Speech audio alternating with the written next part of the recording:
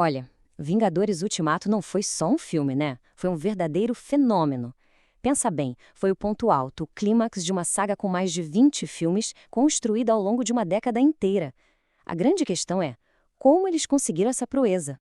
E essa frase aqui, ela resume o que muita, mas muita gente sentiu. Sabe, foi um sentimento quase universal. O impacto emocional que esse filme causou no mundo todo foi uma coisa absurda. Então vamos lá. O que exatamente transformou esse filme em um evento inesquecível? O que fez Ultimato ser muito mais do que só mais um filme de super-herói? É isso que a gente vai analisar agora, mergulhando nas escolhas da história que fizeram dele um marco. Bom, tudo começa com o primeiro ato. E logo de cara, ele quebra completamente o que todo mundo esperava. Porque, em vez de ação imediata, o filme faz o contrário.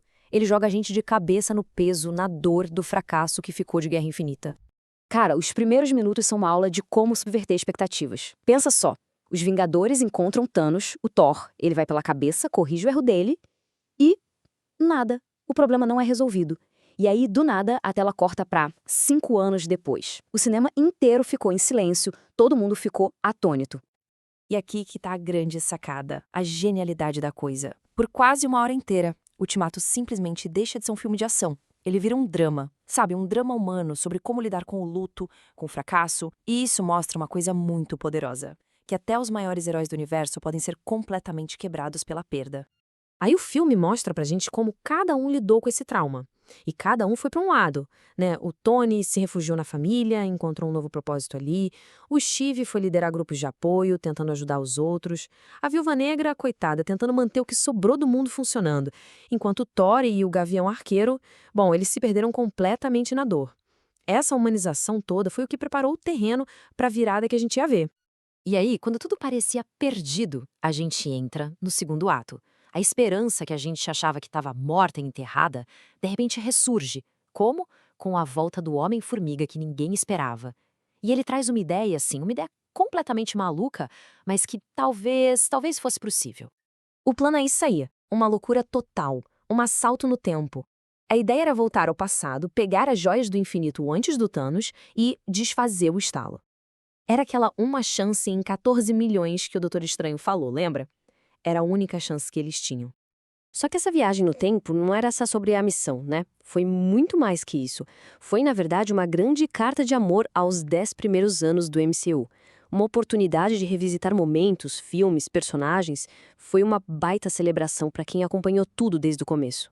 E olha que genial como eles usaram isso para mostrar o crescimento dos personagens. Pega o Capitão América, por exemplo. O Capitão de 2012, lá no primeiro Vingadores, ele resolve a treta do elevador na base da porrada.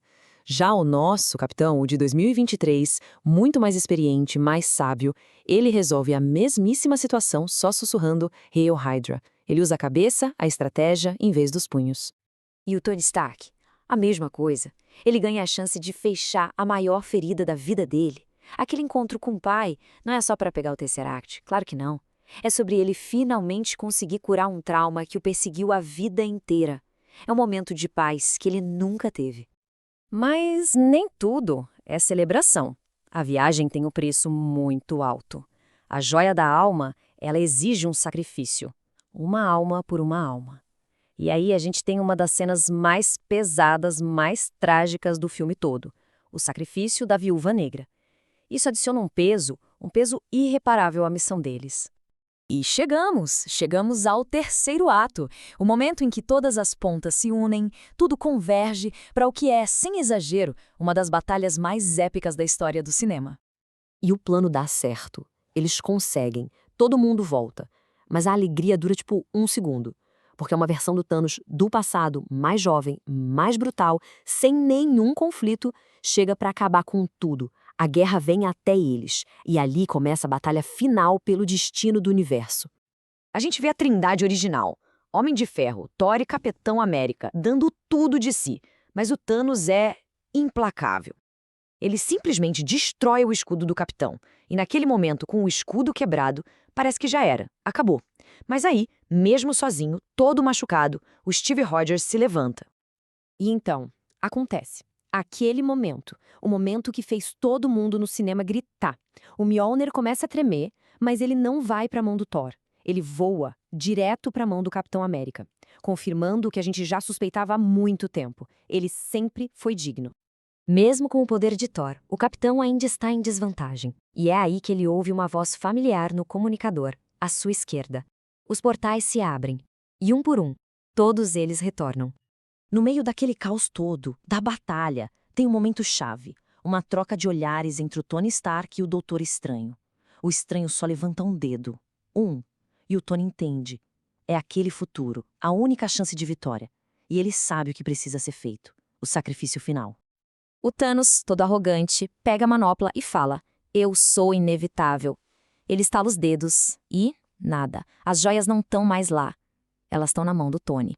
E aí, a frase que começou todo esse universo lá em 2008, dita por puro ego, "Eu sou o Homem de Ferro", é dita de novo. Mas dessa vez, ela significa sacrifício. O arco do personagem se fecha perfeitamente. Claro, o poder das joias é demais para um corpo humano, e as últimas palavras que o Tony ouve não são de pânico nem de desespero. São palavras de paz, de amor, ditas pela Pepper. Tudo bem, você pode descansar agora. É como se fosse uma permissão para o herói que nunca parava finalmente encontrar seu descanso. E o Steve Rogers, qual o fim dele? Bom, ele cumpre a sua última missão, que é devolver as joias. Mas, pela primeira vez, ele escolhe a si mesmo. Ele fica no passado para viver aquela vida que a guerra roubou dele. E ele retorna, já velhinho, só para passar o escudo adiante, para garantir que o legado continue. E no final de tudo, fica essa pergunta no ar, né? O que, afinal, define o verdadeiro legado de um herói? É o sacrifício final e absoluto do Tony Stark? Ou é a vida plena e merecida que o Steve Rogers finalmente conseguiu viver? A beleza de Ultimato é que ele mostra que talvez não exista uma única resposta. E com essa reflexão, o filme fecha uma era inteira do cinema de um jeito simplesmente inesquecível.